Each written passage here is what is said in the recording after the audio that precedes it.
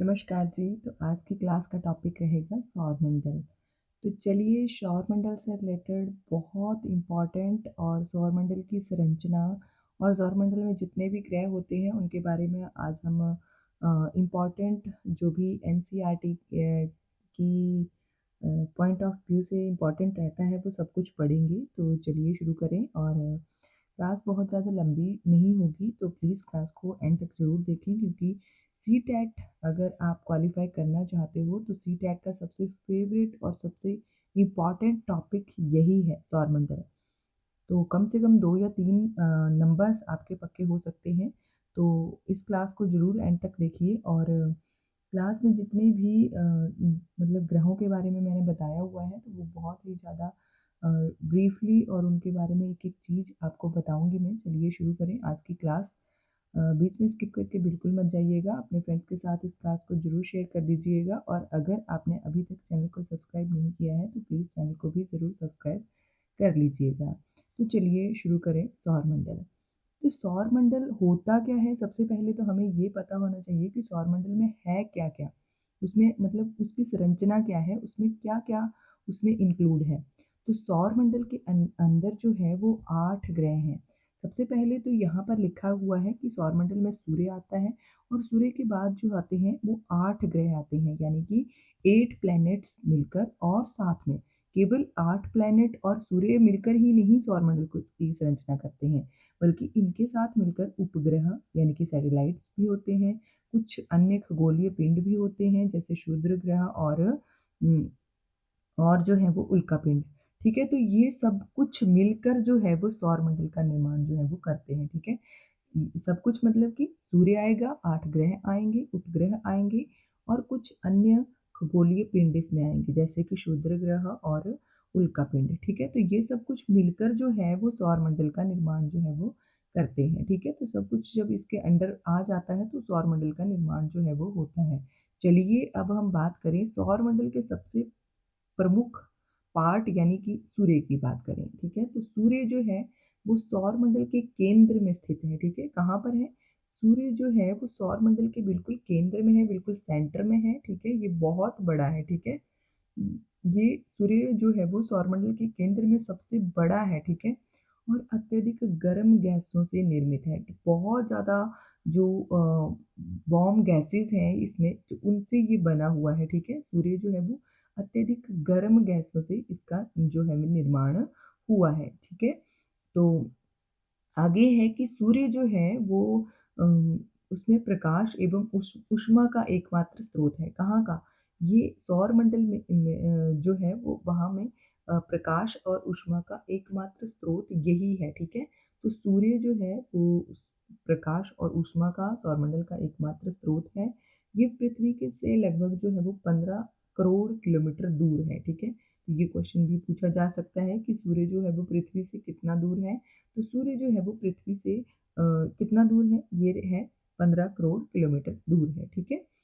आगे है कि सूर्य जो है इसके सबसे निकट जो तारा है वो प्रैक्सिमा सेंचुरी है। ठीक है? सूर्य के जो सबसे निकट वाला जो तारा है वो प्रैक्सिमा सेंचुरी है। ठीक है? नेक्स्ट है कि प्रकाश की गति लगभग 3 करोड़ जो पर सेकंड जो है वो इसकी है। ठीक है? जो सूर्य है उसके प्रकाश की गति 3 करोड़ नहीं 3 लाख होगी, 3 लाख किलोमीटर प्रति सेकंड है। और ये जो गति है ये जो है वो सूर्य तक जो पृथ्वी तक पहुँचने में ये जो प्रकाश है ये 8 मिनट और 19 सेकंड का समय जो है वो लगाता है। एनसीईआरटी की बुक्स में 8 मिनट और 19 सेकंड का ही टाइम दिया हुआ है। ठीक है? बाकी आप कई जगह पे 20 सेकंड भी पढ़ोगे, कई जगह पे 18 सेकंड भी पढ़ोगे, लेकिन एनसीईआरटी की बुक्स में 19 सेकंड का समय जो है वो दिया गया हुआ है। ठीक है? तो यही करेक्ट रहेगा जो कि एनसीईआरटी की बुक्स के अकॉर्डिंग है। तो जो पृथ्वी पर जो सूर्य का प्रकाश है, ये क्वेश्चन बहुत ज़्यादा इम्पोर्टेंट है, ये आपने ज़रूर पढ़ लेना है कि 8 मिनट और 19 सेकंड का समय जो है वो पृथ्वी का प्रकाश जो है वो सूर्य का प्रकाश जो है वो पृथ्वी तक पहुँचने में लगाता है। ठीक है? अब बात करते हैं प्लैनेट्स की। तो कितने ग्रह बताए मैंने? 8 ग्रह बताए। तो चलिए बात करें कि 8 ग्रह कौन-कौन से हैं जो सौरमंडल के अंदर आते हैं। तो ये 8 ग्रह की बात करी जाए तो सूर्य से ये मान लो कि सूर्य केंद्र में है, तो सूर्य से हम उसकी मतलब दूरी की तरफ को लगाएँगे कि कौन-कौन से ग्रह जो हैं वो आते हैं, ठीक है? तो अगर बात की जा रही है सबसे पहले ग्रह की तो सूर्य के सबसे नज़दीक बुध आएगा, उसके बाद शुक्र आएगा, शुक्र के बाद पृथ्वी है, पृथ्वी के बाद मंगल है, मंगल के बाद बृहस्पति, उसके बाद शनि, शनि के बाद यूरेनस और उसके बाद नेपच्यून जो है वो आएगा, ठीक है? तो हम शुरू से पढ़ेंगे इन सभी ग्रहों को थोड़ा-सा इनके बारे में जो भी इम्पोर्टेंट चीज़ें हैं वो पढ़ लेते हैं चलिए। तो सबसे पहला आता है सूर्य के सबसे नज़दीक मैंने आपको बताया कि बुध आता है, ठीक है? तो यहाँ पर कुछ और भी इम्पोर्टेंट पॉइंट्स दे रखे हैं। बुध को पढ़ने से पहले हम ये पढ़ लेते हैं कि सौरमंडल के आठों जो ग्रह हैं, वे एक निश्चित पथ पर सूर्य का चक्कर लगाते हैं, ठीक है? जो आठों ग्रह हैं, ये सभी जो 8 के 8 जो ग्रह हैं, ये एक निश्चित पथ पर सूर्य का चक्कर लगाते हैं। ये रास्ते दीर्घवृत्ताकार में फैले हुए हैं। ये कक्षा यानी कि ऑर्बिट्स कहलाते हैं, ठीक है? तो बुध जो है वो सूर्य के सबसे नज़दीक है। ये मैंने आपको अभी बता दिया कि सूर्य से सबसे नज़दीक वाला ग्रह कौन-सा है, तो वो बुध है, ठीक है? अ अ, ग्रह का अपने अक्ष पर घूमना, ये जो भी प्लैनेट्स हैं, ये जब अपने अक्ष पर घूमते हैं, तो इसको घूर्णन कहा जाता है, रोटेशन कहा जाता है, ठीक है? ये रोटेशन कहलाता है जब जो ग्रह हैं अपने अक्ष पर ही घूम रहे हैं, तो उसको घूर्णन कहा जाता है, ठीक है? रोटेशन इसको कहा जाता है।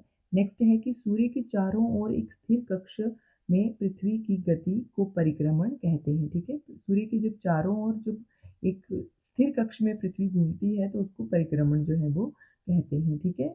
नेक्स्ट है कि पृथ्वी का अक्ष खगोलीय पिंड तथा प्लूटो बोने ग्रह कहे जाते हैं, ठीक है?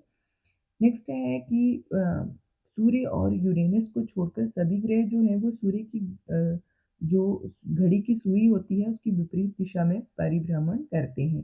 केवल शुक्र और यूरेनस जो है वो घड़ी की सुई की दिशा में परिभ्रमण करते हैं।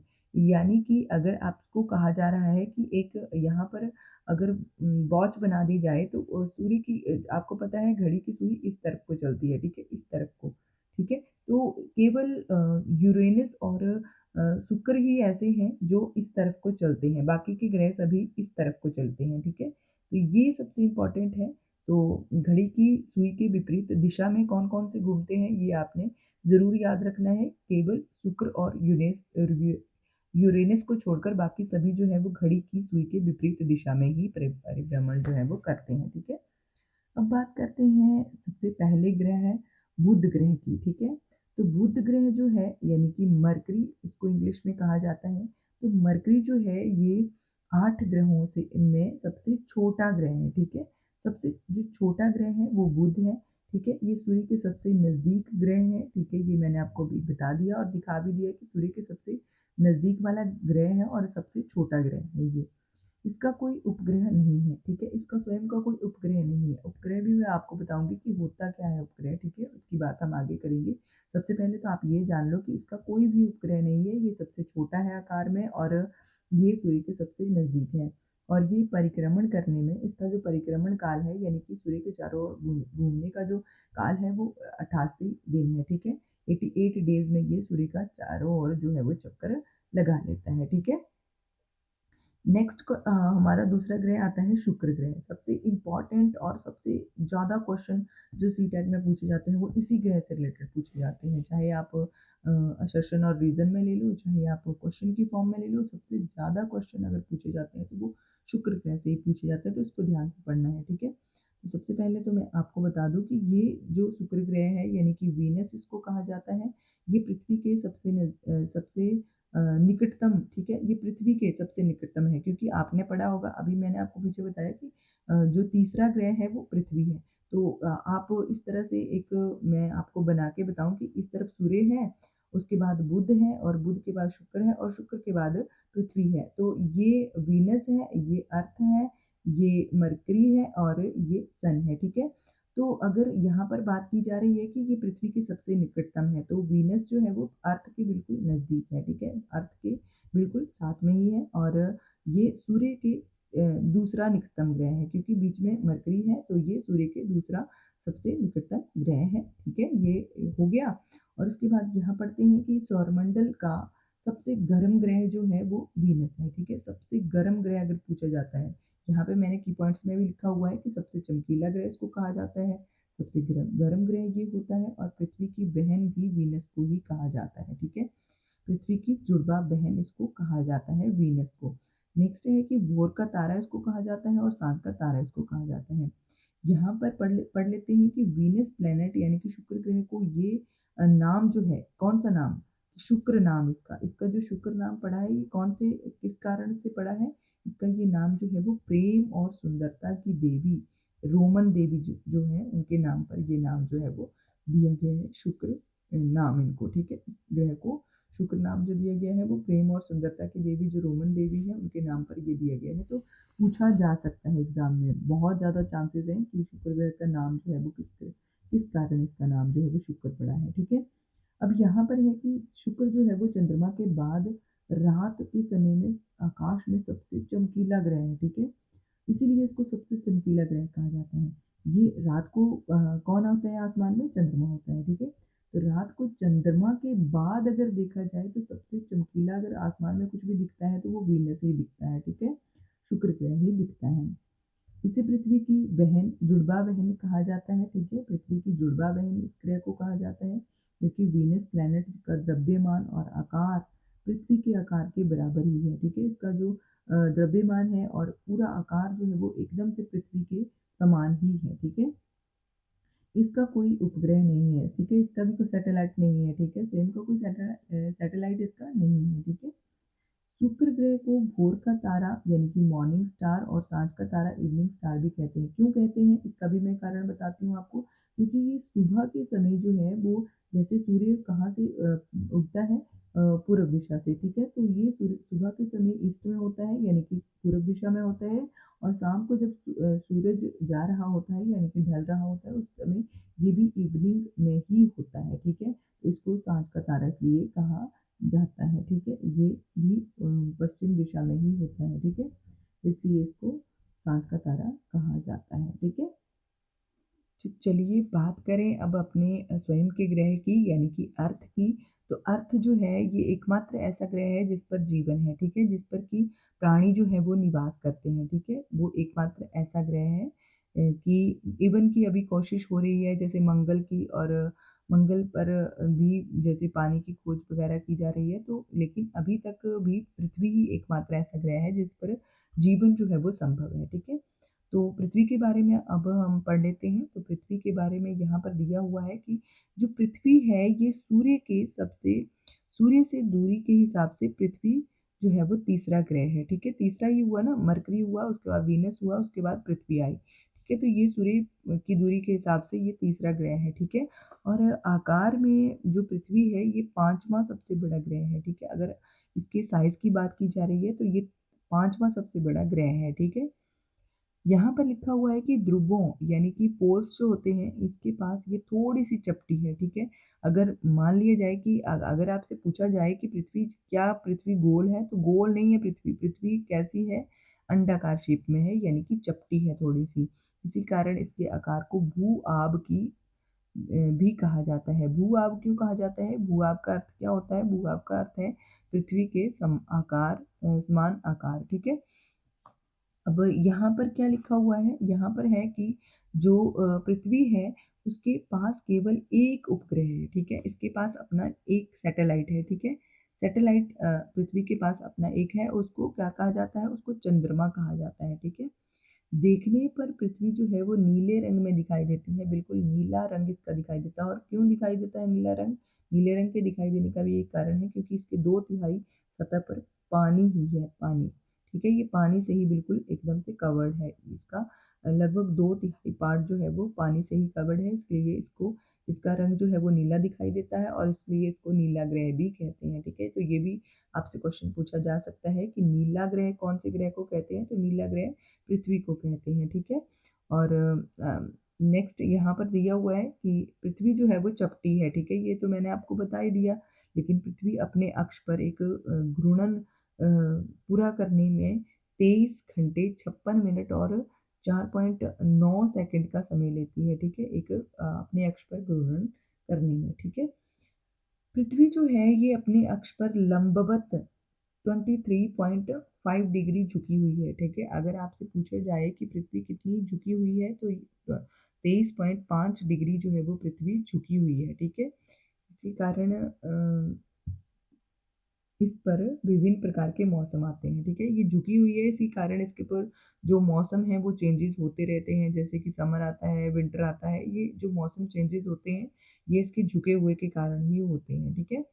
अब यहाँ पर सबसे ज़्यादा इम्पोर्टेंट लाइन है कि पृथ्वी जो है वो सूर्य का परिक्रमा जो है वो 365 दिन और 6 घंटे और 48 मिनट में और अगर सेकंड में पूछा जाए तो 45.51 यानी कि 45.51 जो सेकंड है उसमें ये पूरा करती है, ठीक है? तो 365 दिन, 6 घंटे, 48 मिनट, 39 पॉइंट सेकंड्स में ये जो है वो परिक्रमा अपनी पूरी करती है, ठीक है? और परिक्रमा किसकी कर रही होती है? सूर्य की परिक्रमा ये पृथ्वी जो है वो कर रही होती है, ठीक है? उसी 365 और 6 घंटे के और इनको सेकंड्स को मिलाकर, मिनट्स को मिलाकर ही आपको पता है चौथे साल में लीप ईयर जो है वो होता है, ठीक है? तो ये उसी कारण से 1 दिन जो है वो बढ़ जाता है हर चौथे साल में, ठीक है? अब यहाँ पर अपसौर के बारे में जान लेते हैं कि अपसौर क्या होता है। तो उपसौर की बात है पहले। तो उपसौर क्या होता है जब पृथ्वी सूर्य के बिल्कुल पास में आ जाती है, ठीक है?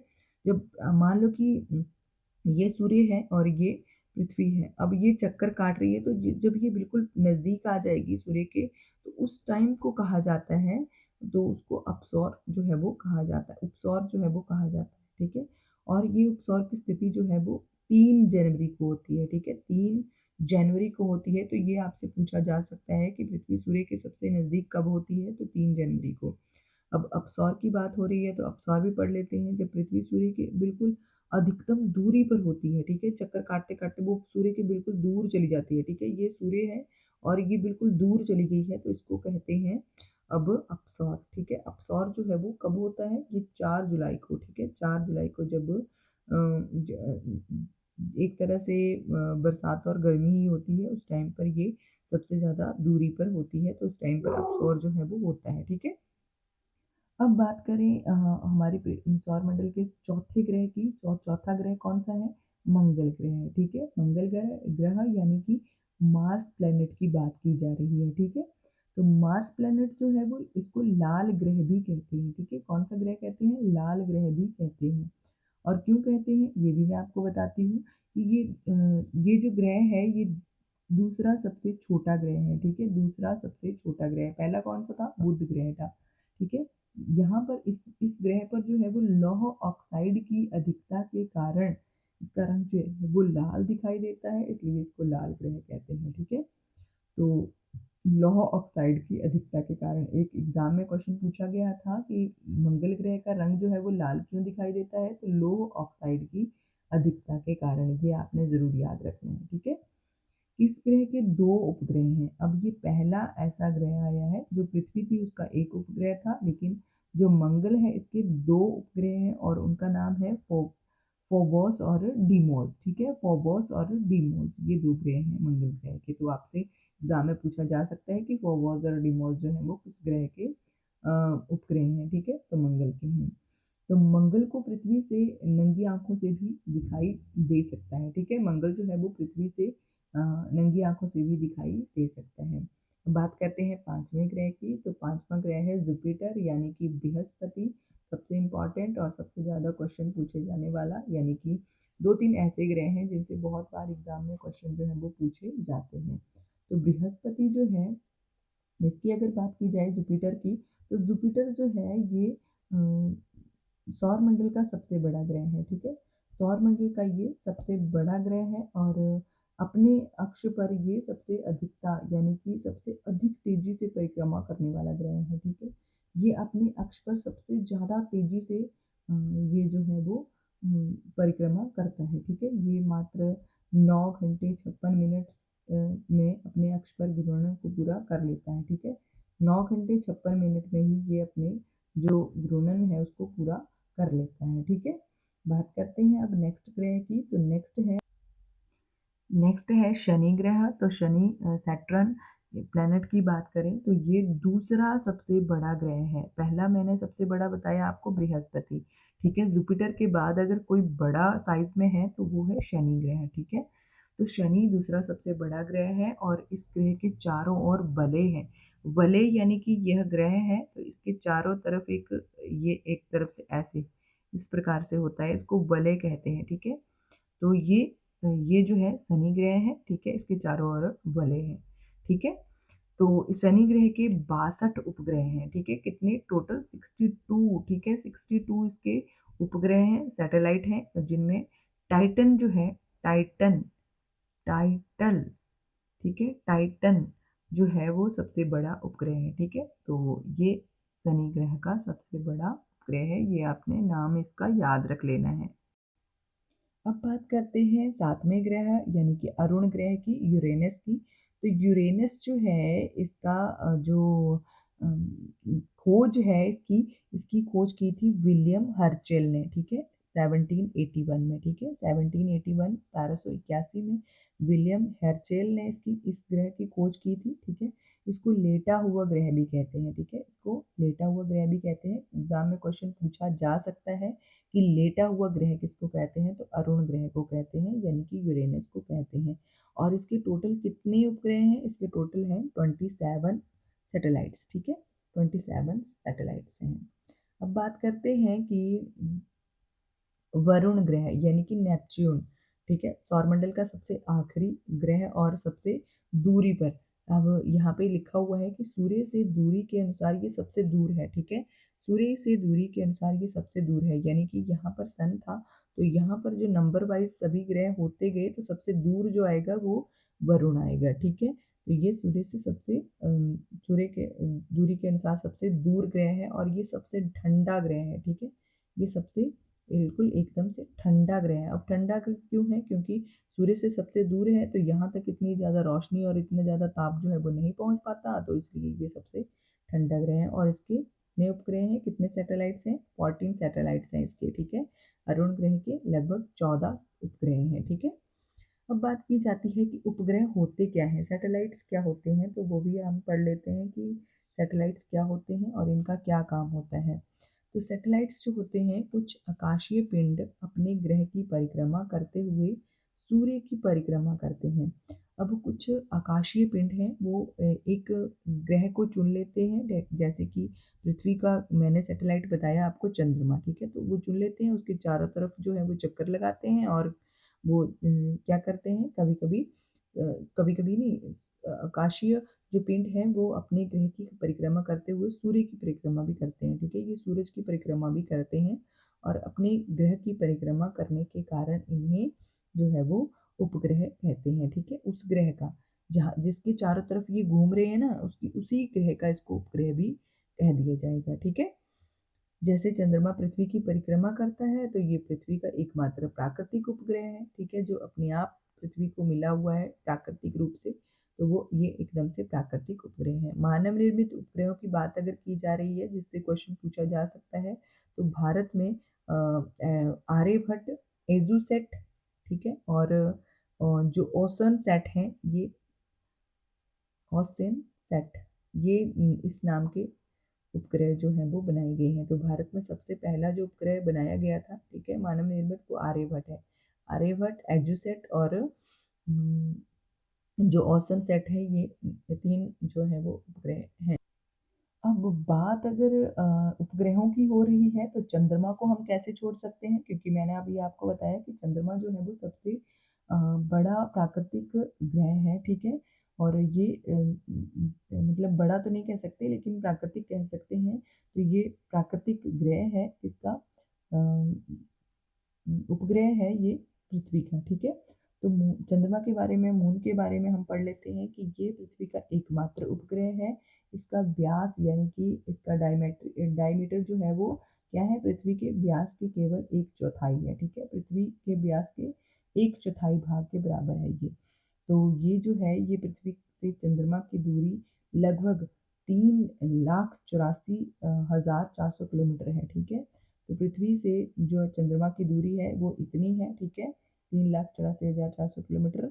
और ये हमारी पृथ्वी के सबसे निकट स्थित आकाशीय पिंड है, ठीक है? ये हमारी पृथ्वी जो है उसके सबसे नज़दीक अगर कोई आकाशीय पिंड रहता है तो वो चंद्रमा है, ठीक है? और चंद्रमा पृथ्वी का एक चक्कर लगभग 27 दिन 7 घंटे और 43 मिनट में पूरा करता है, ठीक है? यहाँ पर है कि नील आर्मस्ट्रॉन्ग जो थे वो पहले ऐसे व्यक्ति थे जिन्होंने 21 जुलाई 1969 यानी कि 1969 को सबसे पहले चंद्रमा की सतह पर कदम रखा था। कौन गया था सबसे पहले? तो नील आर्मस्ट्रॉन्ग, ठीक है? नील आर्मस्ट्रॉन्ग जो थे और इनके साथ दूसरे व्यक्ति कौन थे वो आप मुझे कमेंट कर में ज़रूर बताओ कि दूसरे इनके साथ कौन व्यक्ति थे, ठीक है? तो 21 जुलाई 1969 में अगर कोई सबसे पहले चंद्रमा पर गया है तो वो नील आर्मस्ट्रॉन्ग थे, ठीक है? अभी यहाँ पर चंद्रमा के बारे में इम्पोर्टेंट लाइन्स हैं कि जो चंद्रमा है इसका कोई प्रकाश नहीं होता है, ठीक है? ये मैंने शुरू में ही आपको क्लियर कर दिया था कि किसी भी चीज़ का कोई भी प्रकाश नहीं होता है, तो चंद्रमा का भी अपना प्रकाश नहीं होता है, ये सूर्य से के प्रकाश से प्रकाशित होता है, ठीक है? ये सूर्य से रोशनी लेता है, उसी वजह से ये प्रकाशित होता है और सूर्य के प्रकाश को परावर्तित करता है, ठीक है? जो हमारी पृथ्वी पर लगभग 1.25 सेकंड्स में पहुँचता है, तो इस प्रकाश को चाँदनी कहते हैं, ठीक है? जिसको हम कहते हैं ना कि चाँदनी आ रही है जैसे कि 15 दिन तक जो है वो अंधेरा रहता है, 15 दिन तक चाँदनी रहती है, लाइट सी रहती है। तो ये जो चाँदनी है, ये सूर्य का प्रकाश जो है उसको परावर्तित करता है, ठीक है? तो उसी वजह से ये प्रकाश जो है वो 1.25 सेकंड्स में ये पहुँचता है और इसी प्रकाश को हम चाँदनी का नाम दे देते हैं, मूनलाइट का नाम दे देते हैं। तो उल्कापिंड पढ़ लेते हैं कि ये क्या होते हैं, मेट्रॉइड क्या होते हैं, ये भी सौरमंडल में ही पाए जाते हैं, इसलिए इनके बारे में भी पढ़ना इम्पोर्टेंट है कि तो मेट्रॉइड होते क्या हैं? तो मेट्रॉइड होते हैं कि सूर्य के चारों ओर चक्कर लगाने वाले छोटे-छोटे पत्थरों को उल्कापिंड कहते हैं, ठीक है? तो सूर्य के चारों ओर जो भी एक चक्कर लगा रहे होते हैं उल्कापिंड, तो उनको हम उल्कापिंड ही कहते हैं, ठीक है? छोटे-छोटे पत्थर होते हैं ये एक किस्म के। तो यहाँ पर कहा गया है कि पृथ्वी कभी-कभी ये जो है वो पृथ्वी के इतने नज़दीक आ जाते हैं कि इनकी प्रवृत्ति जो है वो पृथ्वी पर गिरने की होती है, ठीक है? इस प्रक्रिया के दौरान वायु के साथ इनका घर्षण फ्रिक्शन होता है और उस कारण ये गर्म होकर जल जाते हैं, ठीक है? इन्हीं अम, को ही हम टूटता हुआ तारा कहते हैं। वैसे टूटता हुआ तारा हम विश माँग लेते हैं कि तारा टूट रहा है, तो कोई विश माँगो, लेकिन ये वो तारा नहीं होता है, वो क्या होता है, एक तरह से मेटरॉइड होता है वो। आपस में जब वायु के साथ बहुत बड़े-बड़े जैसे पत्थर होंगे, तो पत्थर आपस में घर्षण करेंगे आपस में, तो क्या होगा, उसकी वजह से आग लग जाती है और ये जलकर नीचे गिर जाते हैं, ठीक है? तो इनको ही टूटता हुआ तारा भी हम कह देते हैं, वो वास्तव में मेटरॉइड होते हैं, ठीक है? तो चलिए आज की क्लास के लिए बस इतना ही। आई होप आपको ये क्लास सबसे अच्छी लगी होगी और क्योंकि सौरमंडल के बारे में इतना अ, मतलब एक-एक ग्रह के बारे में मैंने आपको बता दिया है, तो अच्छी ही लगी होगी क्लास। तो प्लीज़ मुझे कमेंट करके ज़रूर बताइएगा कि आपको क्लास कैसी लगी और कमेंट करके और अपने फ्रेंड्स के साथ क्लास को ज़रूर शेयर कर दीजिएगा अगर आपको क्लास जो है वो अच्छी लगी होगी तो ठीक है, आज की क्लास के लिए बस इतना ही, मिलते हैं नेक्स्ट क्लास में। Thank you for watching.